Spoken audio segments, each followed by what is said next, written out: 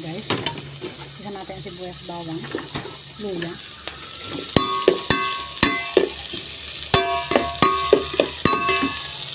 Sunod natin ang papaya.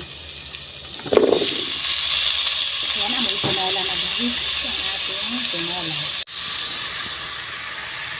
Ayan guys. Ayan natin ang sibuyas, bawang. Bisa-bisa.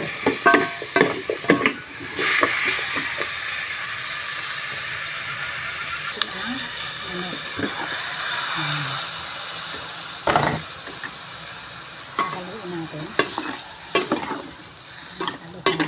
Salagyan natin yan ng ingredients pang palasa.